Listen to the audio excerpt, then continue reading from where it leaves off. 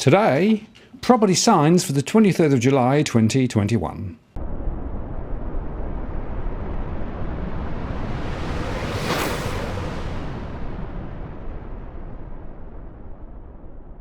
Hello again, it's Martin North from Digital Finance Analytics. Welcome to this post covering finance and property news with a distinctively Australian flavour.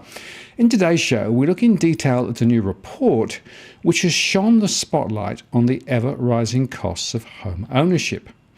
The report was summarised in an excellent article in Mortgage Business. Home ownership costs jumped by 130% over 2 generations, with Generation X spending a quarter of their income servicing their loan, according to research. A discussion paper by think tank Per Capita has revealed a significant spike in the lifetime expenditure of the median mortgage over 3 decades, and the consequent decline in the spending capacity of average Australian households. The paper, titled Generations Stressed: House Prices and the Costs of Living in the 21st Century, found that for a silent generation family buying property in the 1970s, the average repayment cost over the course of the mortgage was 11.2% of their gross income. This increased to 19.5% of gross income for a baby boomer family buying a home in 1985, but a Generation X family who purchased a home in 2000 and have around 9 years remaining on their mortgage will spend 25.5% of their gross income on servicing their mortgage debt. This represents a 130% increase in the lifetime cost of owning a home over 30 years. For the Generation X family, low wages and inflation growth have meant that their debt would decline at a significantly slower rate in real terms compared with previous generations, the paper said. And the researchers have estimated that the Generation X family is paying $1,425 per month on their mortgages in 2021. However, if they were on the same repayment trajectory as the baby boomer family, their monthly bill would have been just $910, while this would have reduced to $440 a month if they were on the silent generation trajectory. Report author Matt Lloyd Cape said, for the individual family, this is a huge loss of income, almost $1,000 a month, that would be better directed towards education, health, or other living expenses. For the nation, it represents a significant constraint on household consumption, which accounts for more than half of Australia's economic activity. The household debt of the silent generation family was worth around 3.7 years of median full-time male annual earnings in the first year of the mortgage. But after 5 years, over half of the debt had been inflated away to just 1.8 times annual earnings. However, 3 decades later, the initial mortgage debt taken on by the Generation X family equated to 5.6 times annual earnings and continued to remain at 4.1 times after years.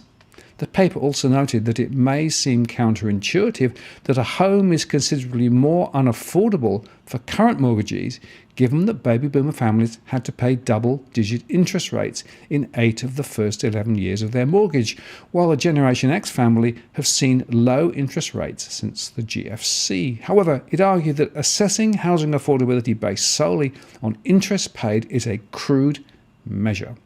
Low interest rates may appear to benefit households, but they contribute to spiralling home prices and reflect a failure of monetary policy to balance the economy over successive decades in order to effectively keep critical asset prices in line with wage growth, the paper said.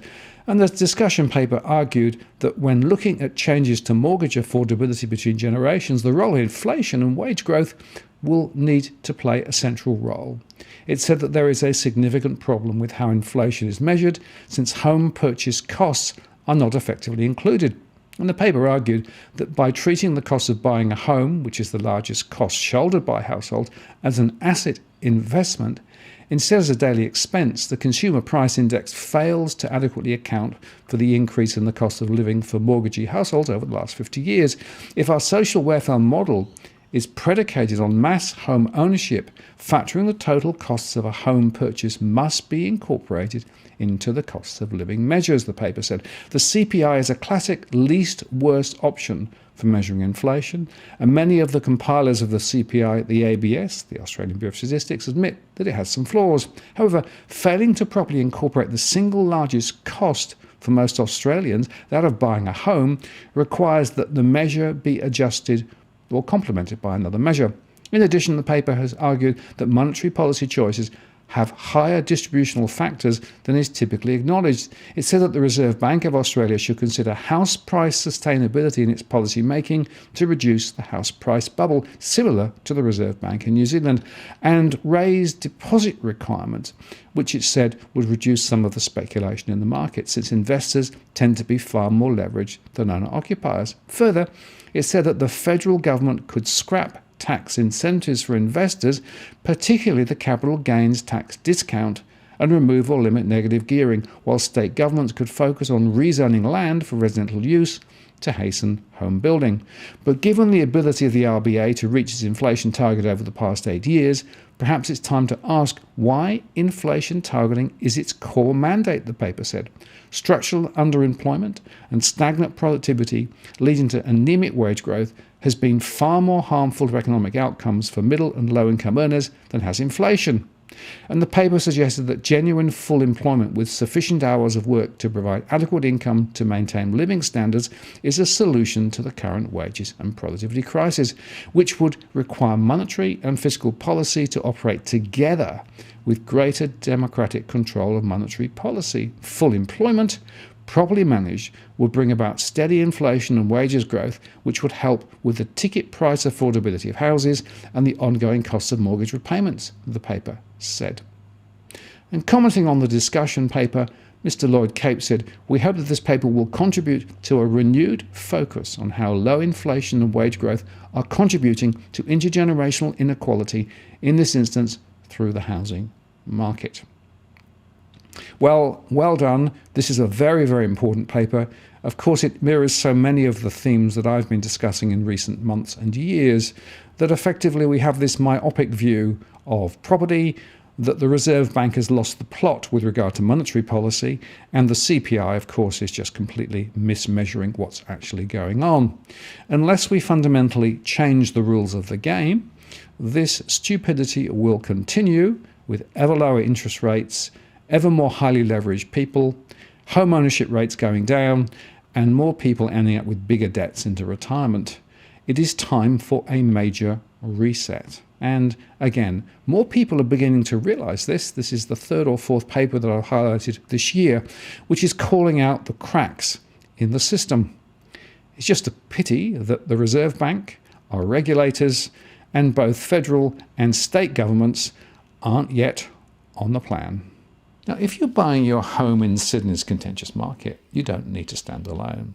This is the time you need to have Edwin Almeida from Ribbon Property Consultants standing alongside you.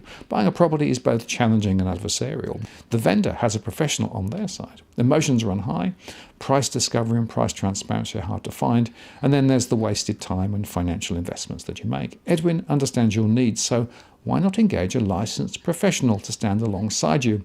With RPC, you know you have experience, knowledge, and master negotiators looking after your best interests. So shoot Ribbon an email at info@ribbonproperty.com.au, and if you use the promo code DFAWTW/Martin, you can get a 10% discount offer. I'm Martin North from Digital Finance Analytics. Many thanks for watching, and I'll see you again next time.